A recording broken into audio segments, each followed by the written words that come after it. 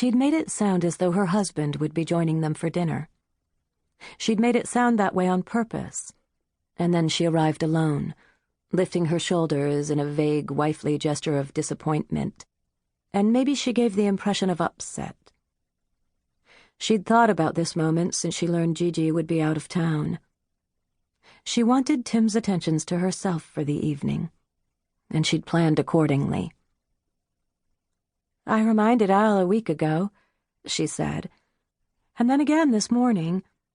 I don't know what he's thinking half the time." Tim leaned to kiss her cheek, wrapped in his smoke, his trim dark suit, his sense of ease. His hair had always been white. "Well," he said, "perhaps he'll join us later?" He had some kind of meeting, but perhaps. She smoothed her hands against her skirt, rippled with electricity, and placed her clutch on the table to slip her sweater from her shoulders. Inside the clutch, she had a folded typescript, brought from strength of habit. She could be the schoolgirl, the devoted. It was, she understood, the way he'd met his wife.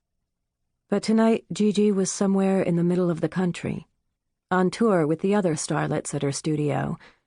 Starlet, the word for Gigi, bright and barely formed. She and Tim had married when she was only 16, and by then he'd loved her for years already, since she'd been a child.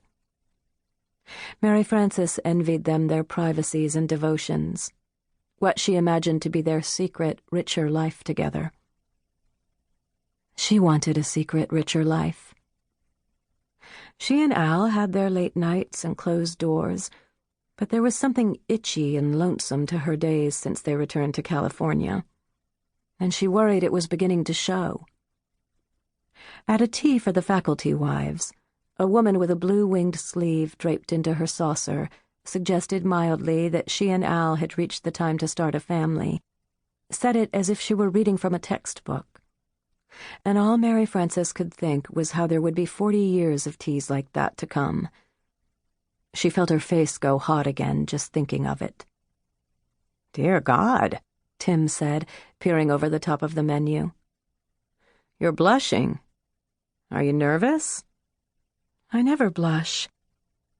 "I wouldn't have pointed it out if it wasn't so surprising." "I'm showing off my French enlightenment," she said. "My continental permissiveness." "Well, it's very pretty." "Don't encourage me. Next thing you know, I'll be telling stories of the whores with their pastries and Marc on the Place d'Armes." "The scandal being the pastries or the whores?" "Their beautiful long lunches. The wide-eyed boys lined up, waiting for them to finish dessert."